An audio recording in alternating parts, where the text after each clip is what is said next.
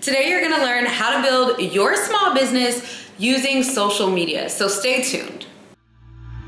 Hey YouTube, it's Candace Janae. I'm a Christian entrepreneur, author, and speaker. I spend my time traveling, spending time with family, and creating content. I love helping women build profitable businesses, so welcome to my YouTube channel.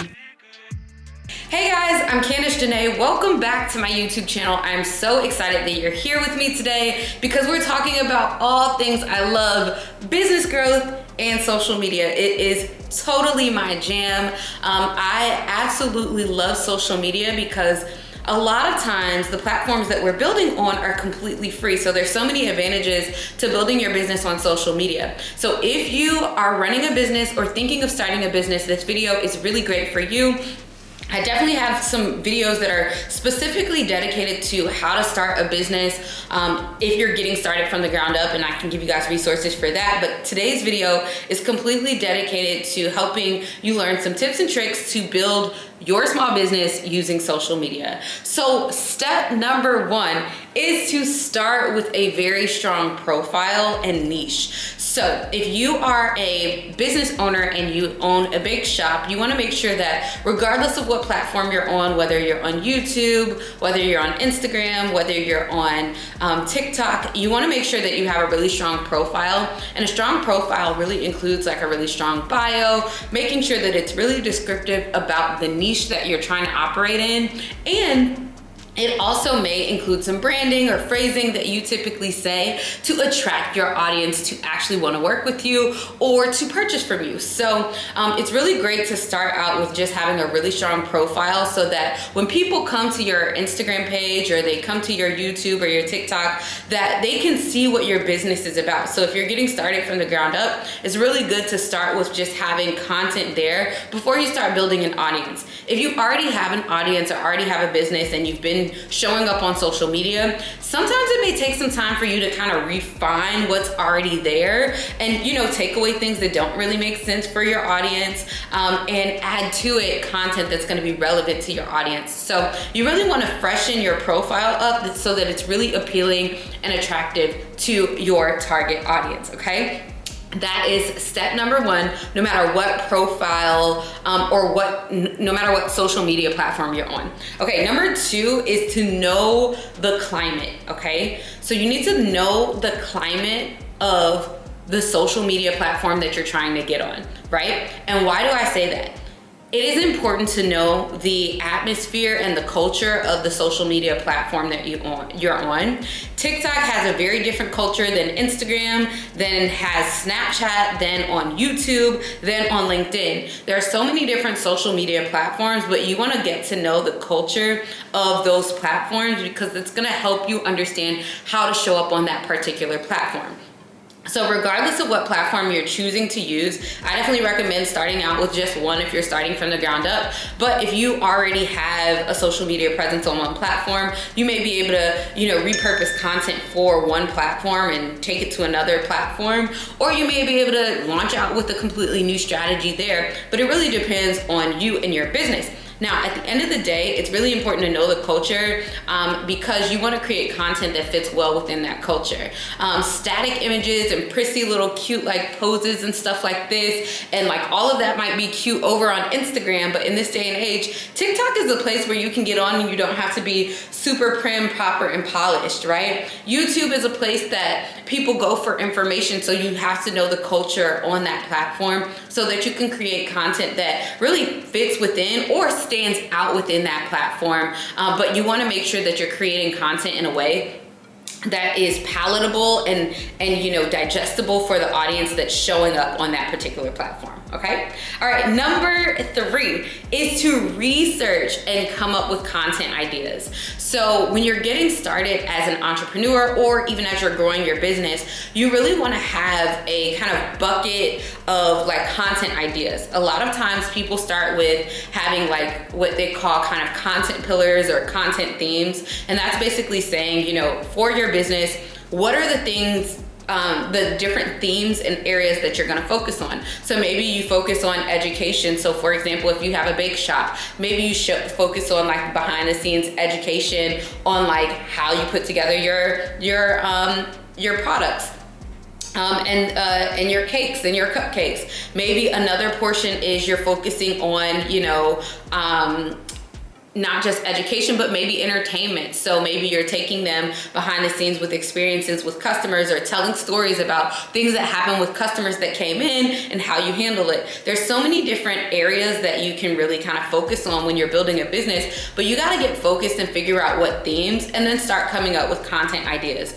I have a full list of content ideas that I have utilized in the past for my business as well. And if that's something you guys want for me to have a complete dedicated video to like coming up with content ideas and how to figure that out, I definitely can do that for you. But you got to let me know in the comments just so that I can do it for you. But when it comes to content, you want to figure out, I'll give you a few content ideas for every business owner. Why you started, how you started, who you serve. These are all different videos that you can create, or different pieces of content. You can create quotes, educational content. There's so many different things. A day in the life. There's so much that you can do as a content creator, and you should not be short of content ideas. So as a business owner, you got to kind of operate as a content creator, or hire someone who is going to create content for you. Okay. Number 4 is to create a content plan or a calendar. I absolutely love and adore Planoly for Instagram. There's so many different other platforms that you can use, like Hootsuite. There's also, I think, this tool called Tailwind for Pinterest. There's so many different platforms that you can use to schedule out your content. Later is a really good one as well, that has cross-platform posting as well. And it's really great because you get to see your content and how it's going to be laid out. So make sure that you create a content plan. But a content plan is not just the scheduling tool. That's not enough. Your content plan will include, what content themes there are, what call to actions you're going to have for that individual post, what type of, post it's going to actually be. Is it going to be a video? Is it going, of course on YouTube it's going to be a video, but on some of these platforms like Instagram, you got to make sure you understand like what type of content you're putting out. Is it going to be a quote? Is it going to be a carousel post? Is it going to be a video? Is it going to be a reel? Is it going to be, an Instagram live? So you got to come up with a content plan that's going to say, on this day, these are the posts that I'm going to post. And so that's how you're going to use social media to grow your business. Number 5 is to be consistent and test things out. So be consistent and test things out. So what does consistency mean? Consistency does not mean you have to show up on the internet 5 times a day, 7 days a week. Consistency means figure out the time that you have to put to play and figure out how you can be consistent with it. So if it's 1 post every or 3 posts in a week, be consistent with that. If it is posting twice a day and you have time to do that, be consistent with that. Whatever you do, be consistent with that and show up consistently so that your audience can expect to see you there, and then test things out. Now, a lot of times I see entrepreneurs start different things when it comes to their business, when it comes to content, and they're trying out different things, and they're like, oh, I tried this and it didn't work. And it's like, okay, you can't give up that soon when you try something out for the first time. Be consistent with something multiple times, and then see if it works or not, because it's not enough to say, I posted it once, nobody liked it. Sometimes you may get different traction as you're trying different things out. And the other thing is, all of these social media platforms have algorithms that nobody understands, but some people claim to, right? And so a lot of these social media platforms can be confusing even for content creators and social media experts like myself. So that's when testing and paying attention to your data and your analytics will come into play. Number 6 is to go for the sale.